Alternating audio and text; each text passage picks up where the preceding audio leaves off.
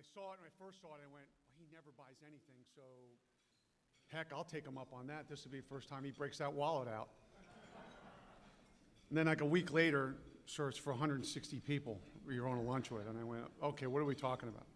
And then when I found out what it was, I jumped at it. I said, oh my gosh, what a great opportunity to come down and just kind of give you a glimpse into what we're working on. And then the thought occurred to me also was, you know, I've got some bright people that are my teammates. Why don't I bring them along as well? And you get a chance to see what and who we are. And I think there's a little takeaway here, a visual that I would offer to you that I want you to recognize. It's not just officers that I put up on this table. And I think that's a tell, right? I have senior staff NCOs who are involved in this process, each one within each one of these directorates, within inside Manpower. And I think that's a powerful message for everyone to see, and especially for a young Marine down in the trenches to recognize that majority of what we're talking about is young Marines that we want to take care of. I got a couple of notes. I wrote them down just to make sure I stayed on track. I'm like New Jersey guy. I'll go off on a tangent here, but I think I would want to set the scene this way. So talent management was written by the Commandant, published, and it's strategic guidance. We're all smart enough to recognize that. The first thing I would offer to you was that this just didn't start like in November of 2021. I would offer to you that we've been doing talent management for decades. Some of you are great products of that. I would also say that when you cracked it open and you'd go, okay, there's some things in here that we ought to be thinking about and doing better. And the impetus of that clearly was, if we're designing a new force that's going to have a different global impact, it's very possible that the way the product of which we assess, train, put in a unit is going to have to change, and we're going to look really hard at that. And ultimately, that's really what this was designed to do, was to capture that and to think strategically and put vectors in place so that we could put ourselves on a path to deliver that. And it really was a 21st century design that the Commandant kind of offered. Said, Dave, this is what I think we need to get after. You know, a way to ensure that we have the right way to develop warfighting capital. I think there was a piece in there that I looked at and said, there's a value proposition, there's a business proposition in here, Commandant, and I can read between the lines. I think there's a desire to get after a return on investment. How do I increase the return on the investment for the Marine Corps? Because we know Marines are exquisitely expensive. I would say across the Department of Defense, we are exquisitely expensive as an all-volunteer force. So how do you achieve a greater return on the investment inside this design in order to field and have Marines where you need them across the globe? Knowing that the complexity of what we face will be there. So 2030 was published. It got a lot of attention. There were a lot of people in their corners that were attacking culture, right? It was the first thing that I said to the Commandant was, sir, I can deliver. What I can't deliver, what my team can't deliver, is the cultural piece. That'll take all of us to lift together. Because inside this document, there are those, and inside our culture, where this will challenge. But clearly, to me, I saw it as a rebalance. When you read through this thing, I'll cover a couple pieces, it was a rebalance. It was a rebalance which you see in today's labor market between labor and management, and I would offer it's between the Marine and the Marine Corps. The only difference between us and civilian, as I always said, look, hey, gentlemen, ladies, we're one tick to the right. It's always about the Marine Corps. But we do need to think about how we rebalance and how we are transparent with Marines as we find those talented individuals, manage that talent, right, and deliver to the organization. So there's three things I would just offer this afternoon, takeaways really, right? One, the document for me was a signal that, a recognition that going into this decade and the next, we are in a competition for talent. That was the first thing I walked away with.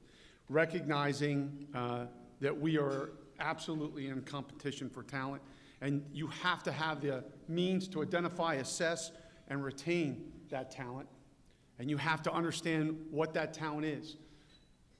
A lot of you have served. I've look at all your faces, some of the gray beards in here. You've served. Well, I'm going to tell you, our generation is different than what I see in Gen Z and the millennial. Second takeaway is, if you thought this was going to happen overnight, there were a lot of people that were uneasy. They read it. They thought their Marine Corps was changing. And I said, look, this is a journey.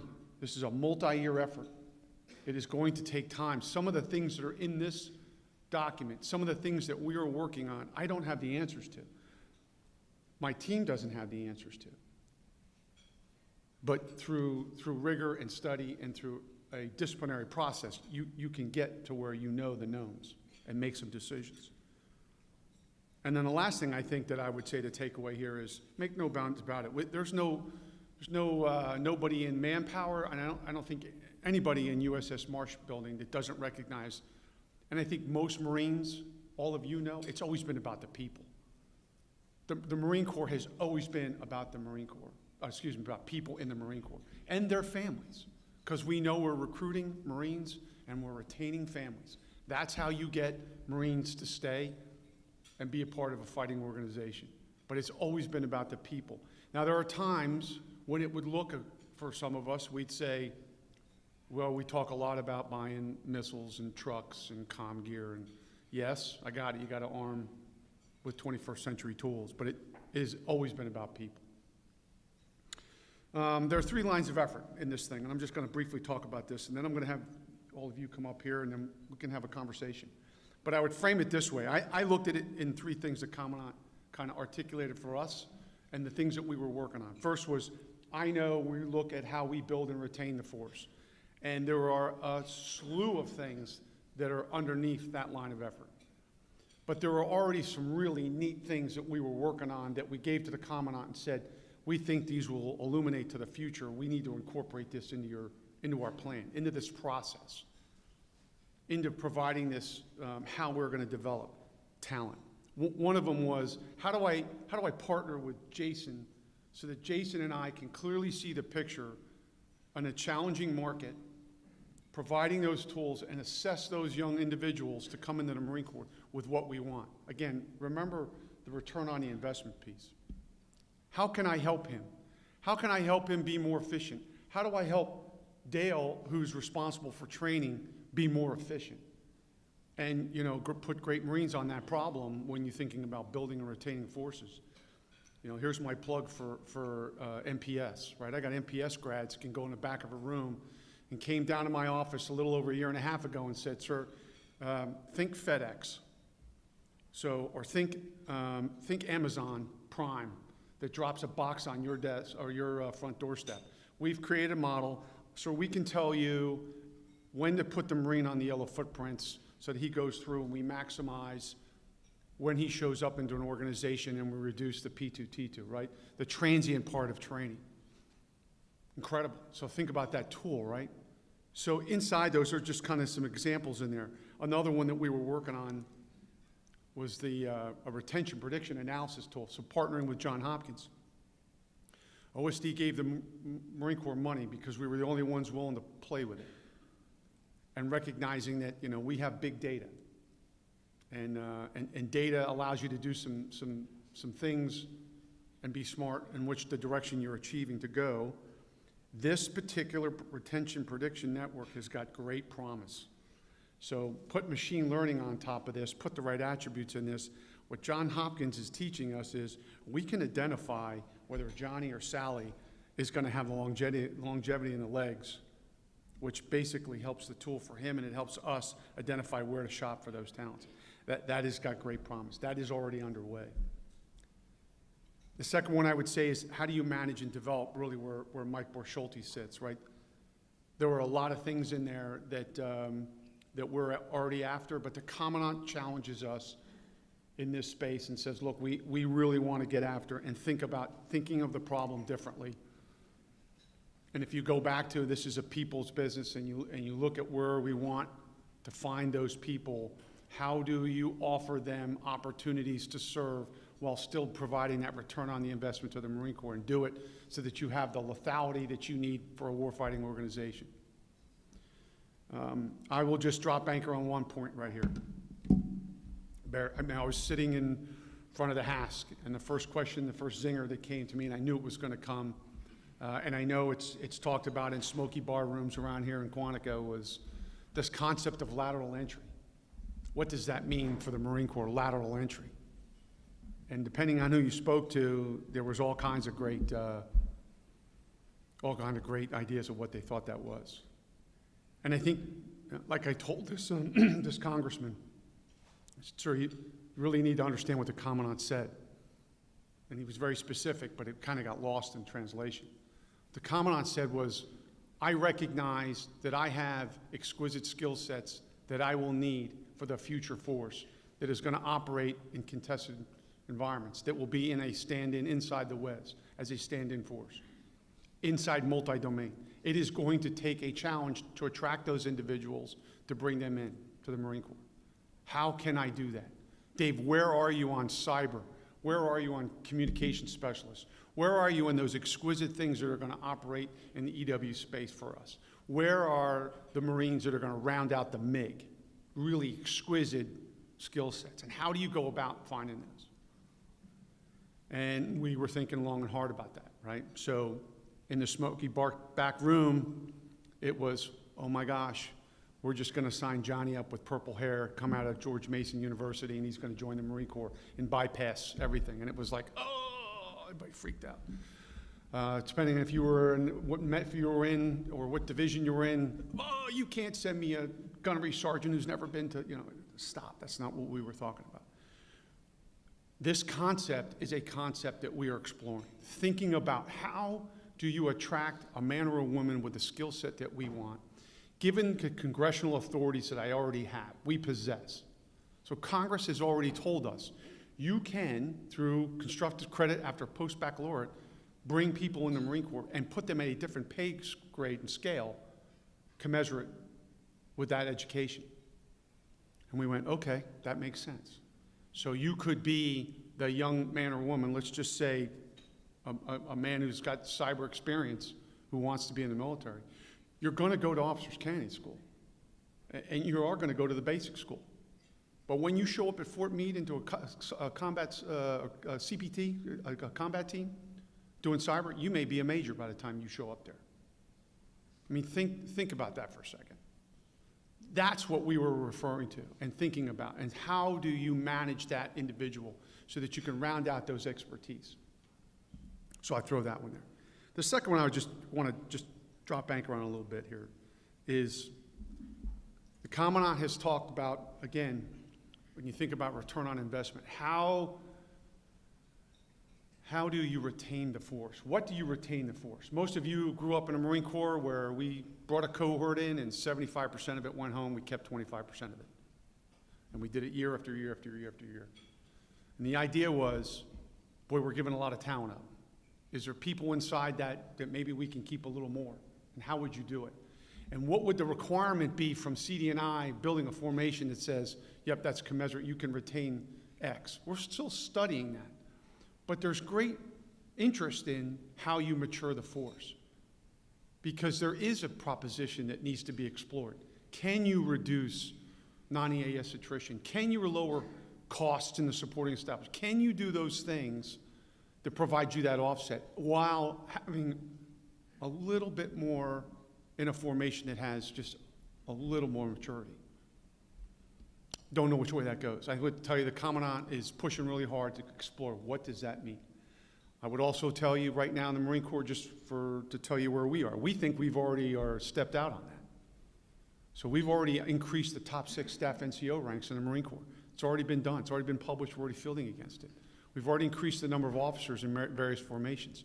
The officer to enlisted ratio in the Marine Corps is about 1 to 6.9.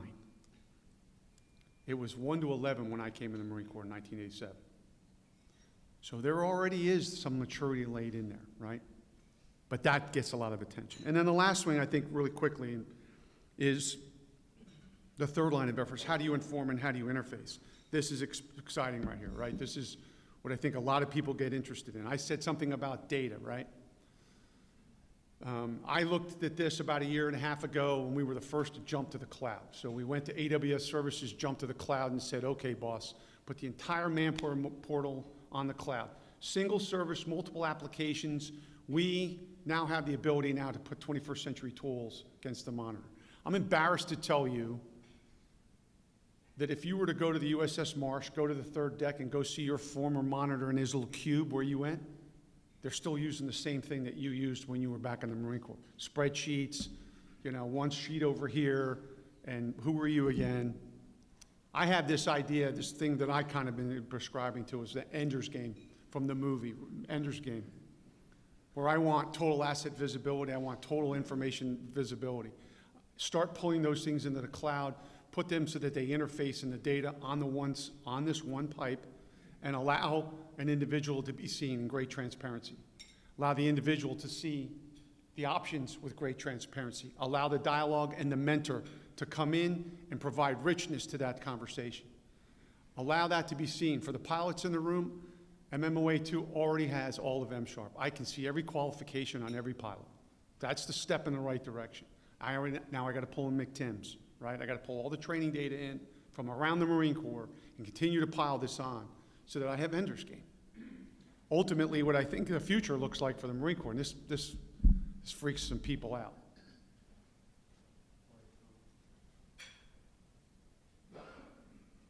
If I control the data, and I have asset visibility of the data, and I have machine learning on top of the data, so what I think about, I'm talking about algorithms, to get me to speed, that allow me to model and simulate, that allow me to look at what requirements come from CD&I and to continually assess, be able to talk to MICRIC, be able to understand, Dale knows what his inputs are, and work that through the system.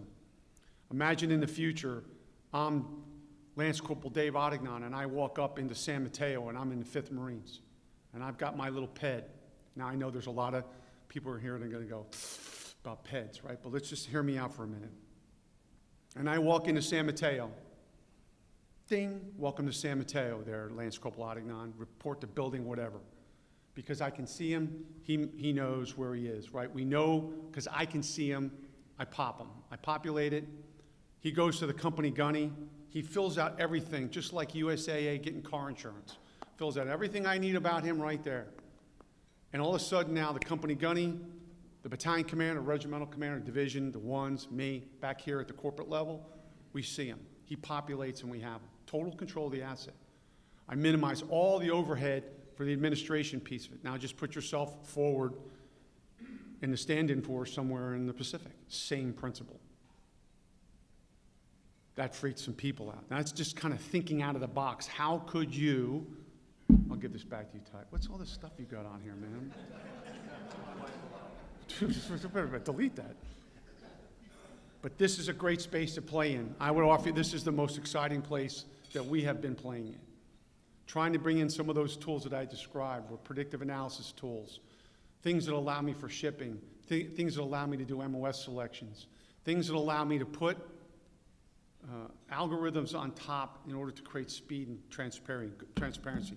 Back to my piece about finding the rebounds, just a tick to the right, but allow that rebalancing so that there's a dialogue between where an individual seeks and where seeks to serve and where his God-given talents or her God-given talents are, that we can place at the right place, right point of friction, off they go.